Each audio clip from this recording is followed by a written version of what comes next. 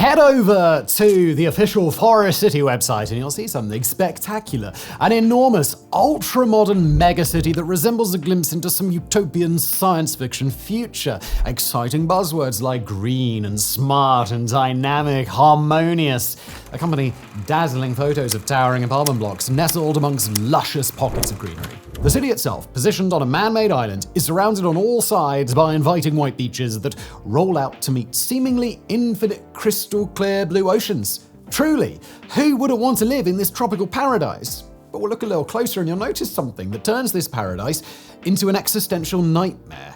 There are almost no people. The roads, while immaculately maintained, are completely empty. The beaches, luxurious swimming pools, water parks, and even the tennis courts likewise lack even the slightest sign of life. A BBC journalist visited Forest City in 2023, and not too surprisingly, the handful of people that do live there are desperate to escape, describing the city as a lifeless husk that quickly erodes the sanity of anyone trying to live in what is essentially a ghost town. Encapsulating just how unsettling Forest City can be, the BBC representative reported seeing a children's train doing endless laps around a deserted shopping mall, the entertainment gimmick not shut off despite there not being a single child or person in sight. So what happens here? How did a $100 billion real estate project get funded and partially built only to now sit with less than 1% of its residences occupied? Well, as always seems to be the case with highly ambitious, enormously expensive mega projects that ultimately fail, the story of Forest City is riddled with controversy, corruption, and a lot of very ill-conceived ideas imposed by a very few number of powerful people. Ever feel like your personal data is floating around out there just waiting for someone to snatch it up? Well, it's a real concern and it is getting worse, but don't worry. There's a hero in the data privacy world, and they are called Incogni. Imagine your personal information, like your home address, even your social security number, being sold online without your knowledge. Well, that's where Incogni steps in. They take on the heavy lifting of dealing with data brokers who hoard and sell your info. Here's the deal. Incogni reaches out to these data brokers and asks them to delete your information. Not just once, but repeatedly, so you don't have to worry about your data popping up again. And the best part? It's all automated. I know what you're thinking. That sounds great, but how do I start?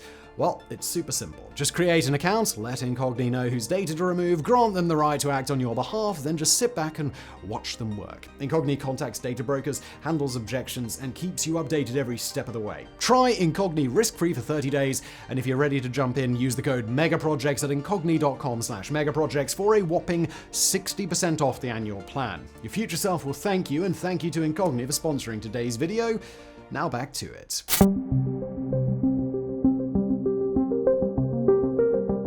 Understanding the full scope of how Forest City landed up abandoned is a broad, complicated topic, but we'll do our best to summarize the key points for you. There are two stories that we need to follow, that of the Chinese real estate bubble and that of private real estate investment firm Country Garden Holding. Let's start with the former. China experienced a real estate boom kicking off around 2003. It was at that time that the Chinese government changed its attitude towards ownership of real estate. Having previously subscribed to the idea that real estate should be collectively owned, in the early 2000s, the government warmed up to the idea that private real estate ownership could be rather good for the economy. Accompanying the shift in policy was Premier Wen Jiabao, who in an effort to kick off the new market encouraged Chinese banks to offer cheap credit to those looking to invest in or buy property. An additional factor to keep in mind is how saving money works in China. If you have savings as a Chinese resident, simply putting the money in the bank isn't really an option. While money in Chinese banks does earn interest, that interest just doesn't keep pace with inflation. So ultimately, money left in the bank gradually loses value rather than gaining it, heavily incentivizing Chinese residents to invest their savings.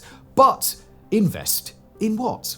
Well, real estate is an excellent opportunity, and with the market suddenly booming, everyone with a bit of cash was eager to jump in and get involved. So, China went from having almost no real estate market to suddenly having countless middle-class and upper-middle-class Chinese residents collectively pouring in millions.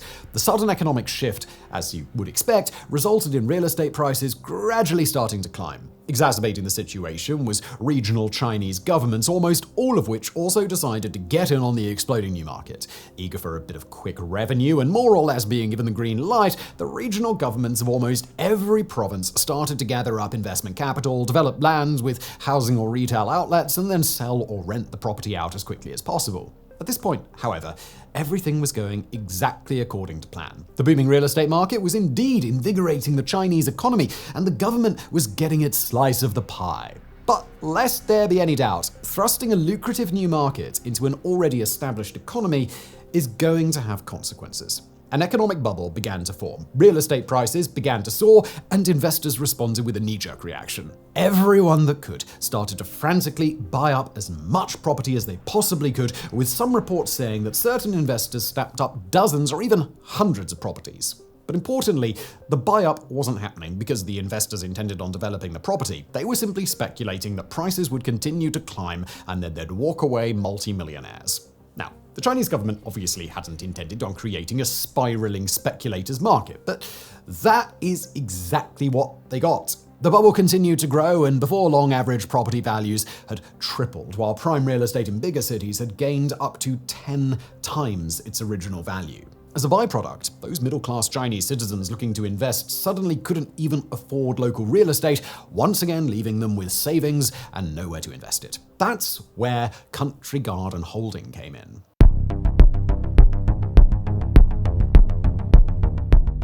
Forest City was first proposed as a 20-year investment project in 2006, right about the same time when Jai Bao was encouraging local real estate investment. The core concept of Forest City was a luxury island established off the coast of Malaysia, specifically in the Johor Bahru district. The island was to be self-contained, would offer ample living spaces, and would have its own schools, its own shopping malls, and would even provide a host of luxury amenities. Now, if you're thinking that there wasn't an island off the coast of Malaysia, well, not to worry, the island was to be reclaimed from the sea, otherwise known as artificially created. That the decided-on construction zone was designated a wetland of international importance under the Ramsar Convention was more or less just ignored, including a strict declaration that no development should occur in the area unless that development was nature tourism or for research and education. As a consolation, the single large island was ultimately reduced to a series of 4 smaller islands, though the first of the 4 that now exists, 3 square kilometers in size, still violates countless conservation guidelines. Okay, so now let's turn our attention to the company responsible and the biggest player in today's story, Country Garden Holding. Country Garden saw what was happening in the Chinese real estate market and, well, credits where it's due, came up with a rather genius idea. The Chinese middle class were priced out of the local market, so surely they'd embrace the idea of investing offshore, namely in Malaysia. Forest City was therefore, by design, a means for Chinese residents to maintain their savings with an investment in affordable luxury real estate. Initial investment in Forest City was strong, and Country Garden Holding went ahead, pouring an initial few million into establishing the first artificial island. The kickoff phase of Forest City followed, going swiftly into construction and seeing its grand opening in 2016. Only about 14% of the intended city was completed, but even this taste test included multiple towering apartment blocks collectively capable of housing around 700,000 people. The other 3 islands would follow after the first sold out, Country Garden insisted, indicating that the company clearly expected units to sell like hotcakes. And why wouldn't they? The grand opening was attended by the Malaysian Prime Minister, Najib Razak, who, in an effort to boost interest, declared Forest City a duty-free zone. The popular Sultan Ibrahim Ismail of Johor likewise gave his official approval, all but setting the stage for what would be a buying frenzy. Keep in mind that Country Garden, in conjunction with Malaysian state government subsidiary Kumpulan Prasarana Rakyat Johor, had collectively invested around $100 billion. It was at this time, however, that things started to go oh so wrong. A series of unfortunate events kicked off and wouldn't stop until Forest City was transformed into the ghost town that we know today.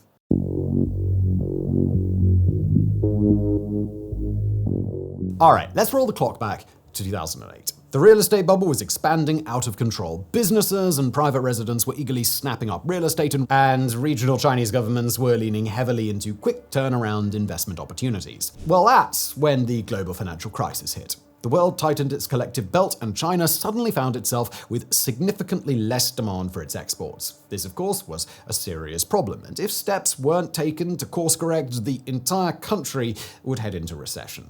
So, seeing where the economy was showing the signs of strongest growth, the government released a stimulus package of $568 billion, almost all of it directly into infrastructure development and real estate. The good news is that the stimulus package worked, and the Chinese economy stormed through the financial crisis virtually unscathed. The bad news is, and you can surely see where this is going, that the stimulus package also ballooned the real estate bubble into a swollen nightmare.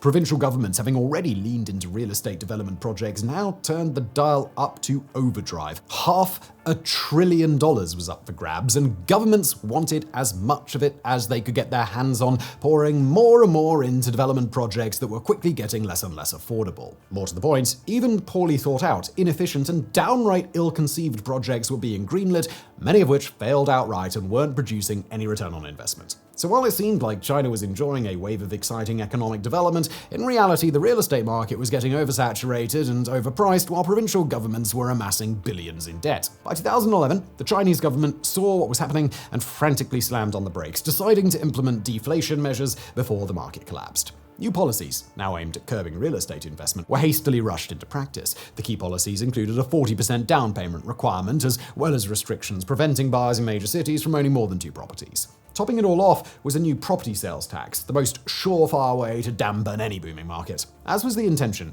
real estate prices began to drop, finally bringing the situation under control. Or at least, the market was now under control as far as the government was concerned. For those speculative buyers that had been throwing millions into the thriving market, what they heard was the abrupt clanging of alarm bells. Speculative investors were now at risk of losing everything, and they responded in the only way they could.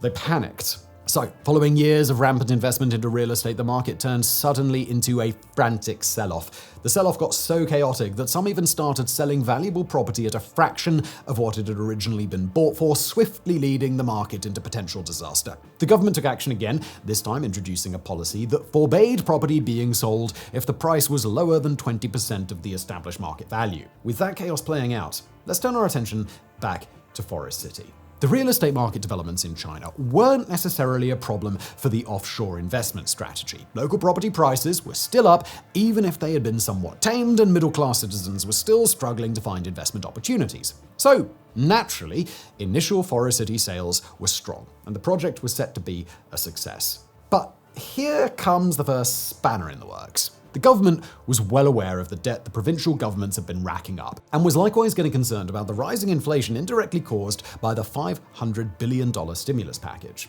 So, the last thing the government wanted was enormous sums of cash flowing out of China rather than into the local economy. Hence, leader Xi Jinping, again attempting to control a situation his government had created, decided to impose an annual foreign spending limit of $50,000 for all Chinese citizens. While implementing the new policy, Xi Jinping made the statement that has acted as a guiding principle for the Chinese real estate market. Houses are for living in, not for speculation. Thus, the first nail was hammered into Forest City's coffin.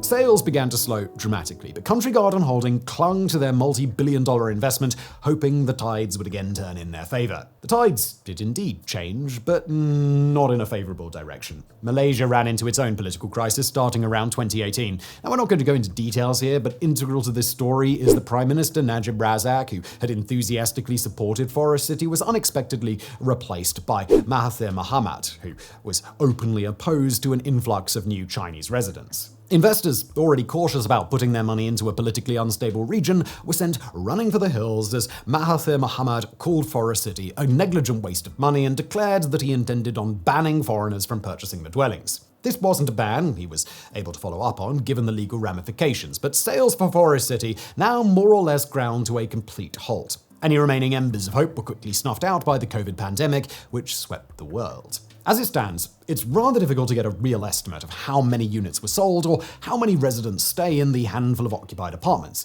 As far as sold units are concerned, an estimate says around 15,000 of the apartments were purchased in 2019. Estimates of residents living in the apartments vary drastically from just 500 to around 9,000, though these numbers often include the small army of workers responsible for keeping the city maintained. Whatever the real numbers, it's pretty safe to say that Forest City has failed spectacularly. Though, for a bit of additional perspective, Forest City really is just the tip of the iceberg when it comes to the frankly gobsmacking aftermath of the Chinese real estate bubble. The world is all but littered with fully abandoned or partially abandoned development projects that are either far too expensive to rent out, or were never sold at all, or were never needed in the first place.